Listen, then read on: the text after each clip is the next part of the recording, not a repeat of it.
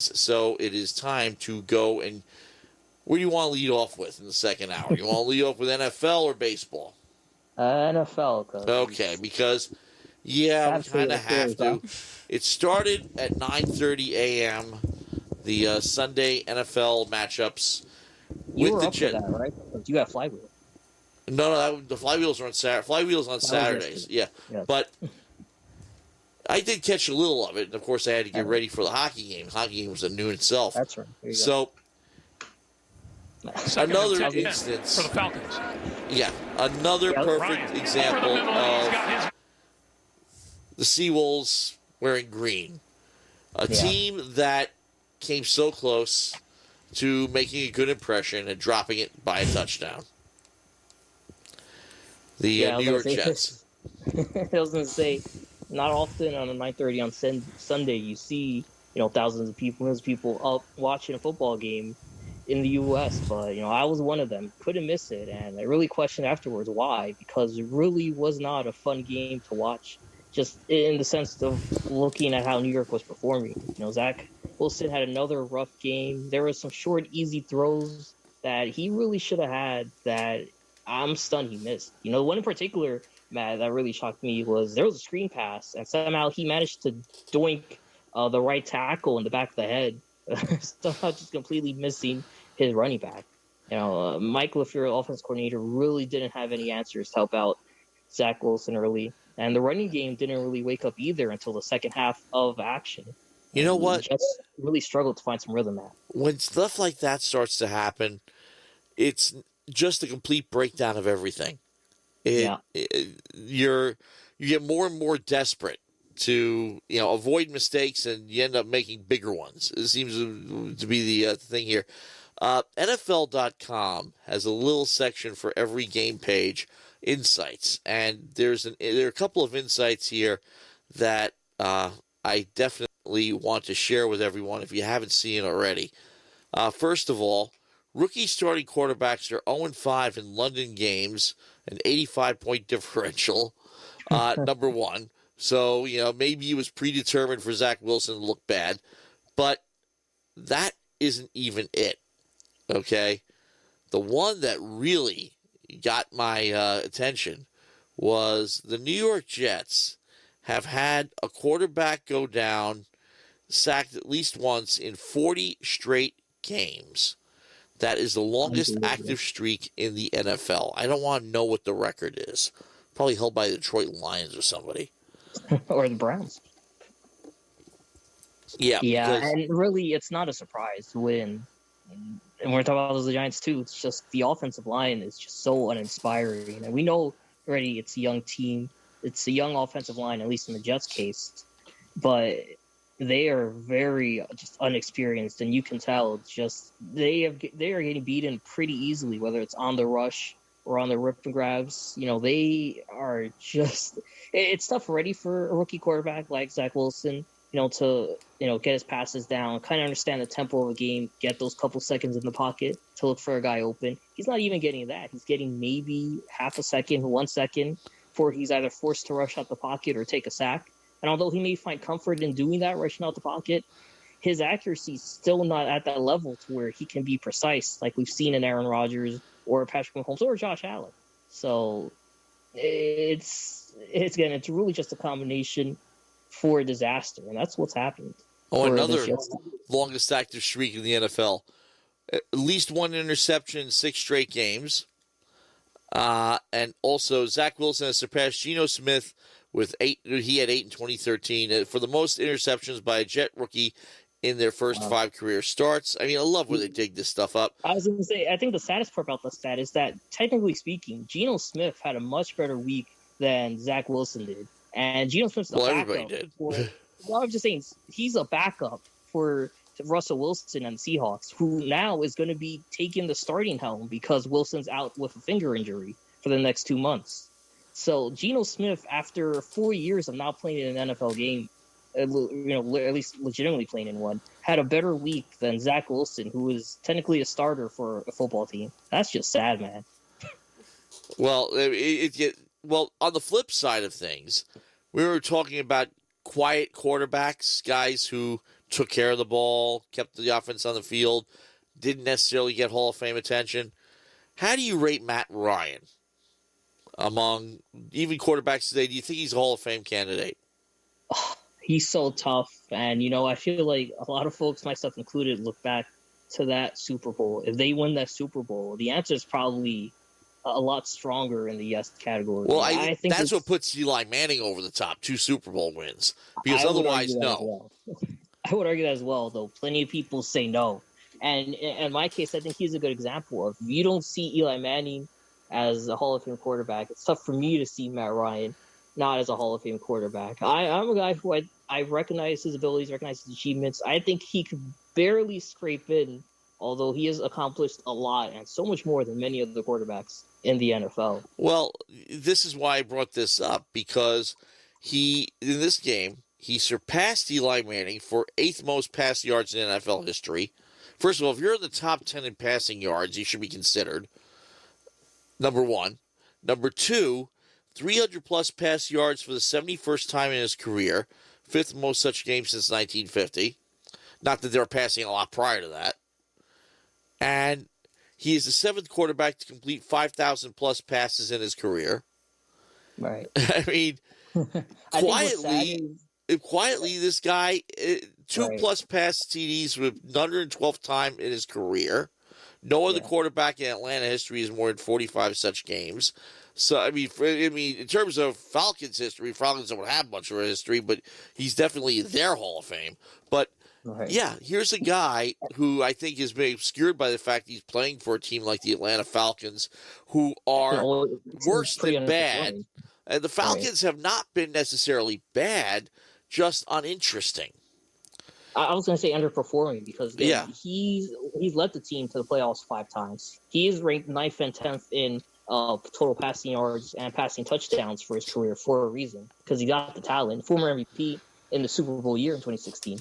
But, at the same time, again, you're right. It's really hard, to judge that with the teams he's had to lead. Where really, his best players were, often running backs. And then you have Julio Jones for a long time as well. He's gone now. So you're looking at really Kyle Pitts and somehow Cordell Patterson, which is just astonishing me, as your 2 best players on that offense. But he made it work today. He's a guy who really, if I want to compare him to someone, you remember Ken Anderson of the Bengals. I think there's a lot of similarities. He got the Bengals into a Super Bowl too, yeah. Yeah. But I think there's a lot of similarities there in terms of just, I think statistically, also, as you said, getting them to the Super Bowl, even though they lost, Pro Bowls as well. And Anderson, I think, was top 10 when he retired in all passing. So, the great thing about guys like him, and also you can run down the list of guys who you don't think much of when you have them, but you sure as hell miss them when they're gone. Yeah. Yeah, agreed. I think the Falcons will too. If he chooses to retire in the near future and they don't have a good draft spot, especially if they should be thankful he's not retiring this year, because the quarterback class for the upcoming draft does not look all that pretty compared to the last couple seasons. It's almost unfair. Well, again, he's a big reason, obviously, why the Falcons won. Okay, he was without Calvin Ridley, Russell Gage, who are their top 2 receivers today. But the Falcons didn't need him. He turned to Kyle Pitts, the number 4 overall pick, and Pitts finished with 9 catches for 119 yards. And Cordell Patterson as well, with just as many yards, and just dominated the just defense with runs and receptions. Other internet providers not flexible enough? Well, things IQ general like Matt Ryan under the center does to a team that, again, is looking for its identity with a lot of key pieces leaving. Now we have to turn to the other malaise team in New York, the New York Giants. It's sad. Mamas, don't let your babies grow up to be Cowboy fans, because at the rate things are going, if you got a little kid watching football, that kid is going to grow up to be a Cowboy fan or Chiefs fan at this point. Yeah, Cowboys, Chiefs, Bills, anybody but the local teams. Right. And Mike Vaccaro, as we said last week, did an article on this because he and I went to high school together. We're 2 years apart in age, so our generation had a bunch of people who were fans of out-of-town teams because in the 1970s, the teams didn't make the playoffs. Neither one. We're in that situation right now. And the Giants, were the expectations high going into this matchup with the Cowboys? No. But 44-20 wasn't necessarily what we were looking for either. I was going to say the big thing is I think the casualties coming out of this game. Oh, all right, God. At least going in, you had QB1, WR1, RB1. Now you don't even have that. And you look ahead to next week. Barkley, did you see that ankle? Oh, it was that was so scary. It was essentially a balloon. Well, anytime you see a body part moving in a direction it's not designed to go, close your eyes. Yeah, your natural reaction as a human being is to cringe. I still remember, it kind of reminded me of when Lawrence Taylor broke Joe Theismann's leg, and you saw it snap in two, his bone snap in two on national TV. It was the Thursday night football game. It was Washington and the Giants, and it was so bad that even LT was upset about it. Yeah. Normally, he doesn't care. More recently, J.J. Watt and Alex Smith, same thing. Same idea, exactly. And that's how the great thing about that was that another one, and right in the same era too, and another Thursday night, because I remember hanging out one of my friends' dorm rooms watching it. Freeman McNeil turned an ankle for the Jets, and again, in a direction it's not designed to go. And you see stuff like that, you're completely violence in football. That's nothing. Okay, hits we can live with. When you see a guy bent weird directions, you just want to cry. It's like speechless. Yeah, it was bad, but that also means because what also means. I mean, the guy breaks the leg, obviously, and of course that ended Theismann's career, but. He was pretty much in his last year anyway. But if you were younger, he would have recovered and kept playing. But the whole point with Barkley is that he is young. And this is the type of injury, the way it looked at the very least. Who knows what the results are or the results are going to be. Currently, what we know, is, at least according to Ryan Dunleavy, credit journalist, is he did not suffer a broken ankle per sources. So that is the worst case scenario avoided. But still doesn't look good. The ligament. Sometimes ligaments are worse than bones. Oh, yeah, 100%. If you mess up a ligament, it is more long-term damage if you break a bone. Yeah. But what it means, you're not going to have him for a while. And maybe he's spared. Okay, kind of like how last year, where he went down and he was spared. Maybe he's spared the mercilessness of this schedule with the Giants are going to be facing. But the most important thing here is that the Cowboys, particularly in the second half, just took over and ran with it. Yeah. And again, it's tough, it's for a team, the defense Cowboys have, and especially the offense Cowboys have, team led by Mike Glennon, Devontae Booker, Darius Toney, God bless them. It's not enough. You're not going to win. I'd be shocked if they win any game coming with really those three leading. And it's not an attack really at Kadarius Toney. I want to make a public apology to him because you remember around draft day, I said that was a bad idea by the Giants to pick a receiver, and him in particular, that early. I think through his first couple games, for the most part, he has proven why he was drafted that early by the Giants. Yeah, it was pretty dumb for him to get ejected, punch an opposing player at the end of the game. But just disregarding that, he was the Giants' best player on the field. And at a time where Daniel Jones really couldn't get a lot going, Toney was the one guy that the Giants could turn to in order to spark the offense for what little momentum it could find in the game. But again, all of that hope where the Giants could, stay in it was lost once Daniel Jones went down. I mean, that concussion looked bad. Oh, that's another one. You don't see it often in football, but when you see a guy staggering out of a tackle, and just get him out of there. Don't even think twice. Don't forget about the smelling salts of everyone putting your hand up and counting fingers. Forget it. He's out. Yeah.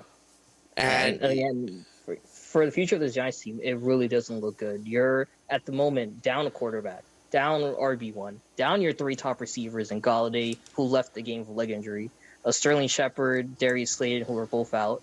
Andrew Thomas, he was said to be healthy, but he didn't play in the game. He was dealing with an injury. He's out. Shane Lemieux's done. Nick Gates out for the season. This team was already struggling enough with those guys in the lineup week one. You're not beating many teams trying to replace them with players who can't match up to, the wins above replacement. And especially we saw today how Dak Prescott just torched the Giants offense. 3 touchdowns. Ezekiel Elliott in particular ran for over 100 yards. And the Giants, the same issues plagued this team regardless of status. Okay, we saw them give up another score with 2 minutes to go in the first half. And the Cowboys, for the 5th straight time, defeat the Giants in Jerry's world. Well, I'll tell you this. The question was posed during the broadcast. You saw the broadcast. Troy Aikman was on as the color commentator. And, of course, yes, the statement was made that this is the best Dallas Cowboy team since he quarterbacked it. Now, I have to remind myself how long ago that was. Okay, because Troy Aikman, he still looks pretty good for his age, but Aikman's got to be no more than he's 1 year younger than me. Okay, so he's 54 years old. Okay, he'll turn 55 in November, but that tells you he ended his career 20 years ago. Right.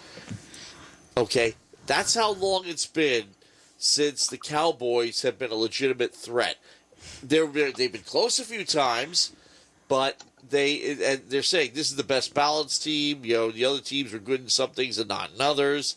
They had Tony Romo, and he's retired too. But yeah, it's been that long. And yes, Troy Aikman does not look much different. I mean, I'm looking at Google images of him, a more current picture, and a picture of him in uniform. He's aged very well in 20 years. But in any case, Aikman said, yeah, I have to agree that this team is the best balanced team that he has seen since he was playing for them. So now they're getting attention. Was that 2014 team where, the controversy comes with if Des Bryant caught the ball. But, I agree. There were questions coming in, and for the most part, I think the Cowboys have really, settled those questions. This is a team with a great offense, a lot of key pieces. 4-1 start for a reason because they dominate through the air like they did with the Giants. Just a lawn dart to CeeDee Lamb about 40 yards out. He essentially and Ezekiel Elliott, too, on the ground, who essentially danced his way to the end zone. And there's nothing the Giants defense can do about it. It's a scary team. And to me, the Giants didn't have any answers for them in that second half. And I don't think they will in the future either, especially if their key guys out. If anyone in the NFC East is going to have answers, it's probably going to be Washington with the defense they have. Yeah, that's one thing that they do have going for them. And it's definitely between those two teams. Yeah, and it sucks because we're only in week 5, week 6, and the Giants season is pretty much over. Again, you got a bunch of guys who are hurt, and a team that essentially was going nowhere. Still 19-50 with the Jets, the worst record since 2017. So, the laser, I don't think begins to scrape the surface. These teams just flat out suck. Yeah, and there's no hope. In other words, I remember, again, you've had situations with, let's say, an important player going down, and they're still trying to find their way after that injury, and then they turn on down the stretch. Or maybe they make the playoffs, maybe they don't. But these are not that type of team. They're not a good team missing a piece. They are a bad team missing a lot of pieces. And you're expecting the biggest complaint that everybody has with both these teams is that they don't get better year to year. I mean, look, New York fans, we talked about this with other sports as well. They're very patient with a young team with an upside. When Saquon Barkley was in the lineup, they were very patient with him because they knew he has tremendous upside. Now he's injured. So, again, of course. Yeah, but why? Because, hey, no offensive line. We're back to square one again.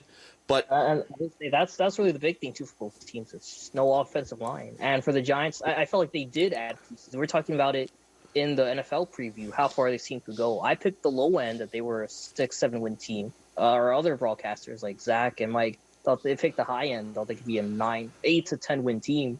But to me, the offensive line already was 10-win team, uninspiring. Oh yeah, that was Zach predicted. But I know he's again, a fan.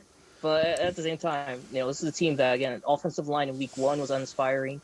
3/5 of them are gone now and replaced with guys who essentially, because there's no AAF, they're in the NFL.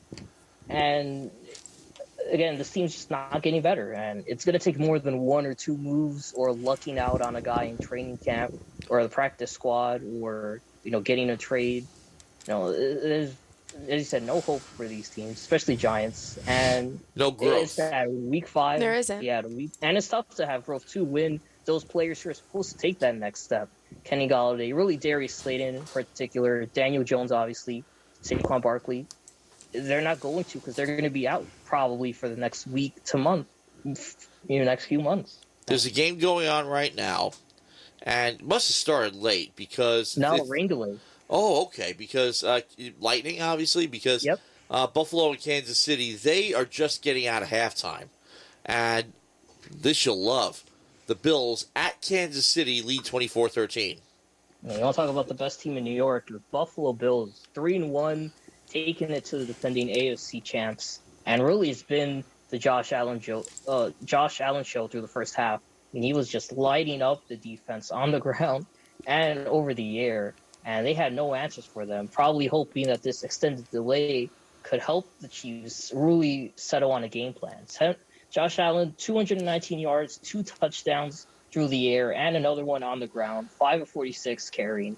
He has been a monster in this game.